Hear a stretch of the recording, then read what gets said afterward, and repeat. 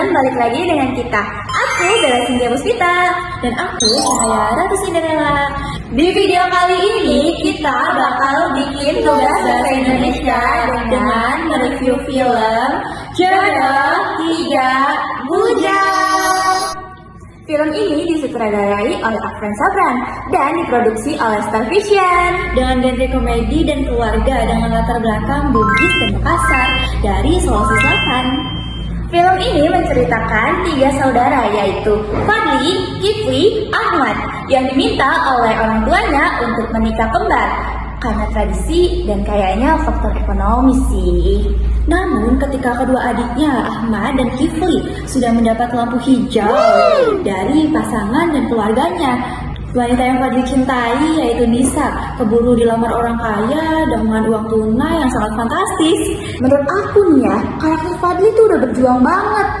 Tapi takdir berkata lain dan membuatnya harus mencari pengganti Nisa secepatnya karena tanggal nikah kembar sudah semakin mepet. Banyak kejadian lucu nih pas Fadli lagi nyari pasangan pengganti. Mulai dari aplikasi, terus jodohin. Tapi tiba-tiba Fadli ketemu sama Rifa, teman lamanya yang pernah ia sukain, tapi tak pernah ia ungkapkan. Orang tua mereka, Pak Mustafa dan Bu Fatima punya peran besar dalam konflik ini. Pak Mustafa digambarkan sebagai ayah yang tegas dan memegang kuat adat Bugis dan sangat menjaga siri atau martabat keluarga. Kalau Bu Fatima hatinya lembut, dia memahami tekanan anak-anaknya, tapi juga ia tetap menghormati keputusan suami. Karakter ketiga bujang punya watak yang berbeda-beda. Seperti Fadli, si anak sulung, dia merasa harus menjadi contoh dan tokoh yang baik untuk adik-adiknya. Tekanan adat dan ekspektasi yang besar berada di pundak dirinya. Kifli si anak tengah, dia orang yang sangat kritis dan realistis dan mulai mempertanyakan standar adat terutama soal kesiapan finansial menghadapi uang panai. Ahmad si bungsu yang mengikuti hatinya dan kenyamanan dirinya dibandingkan status sosial. Nah, sekarang kita masuk konflik nih yang paling menarik di film ini, yaitu uang panai. Uang panai dalam budaya Bugis adalah bukan sekedar mahar.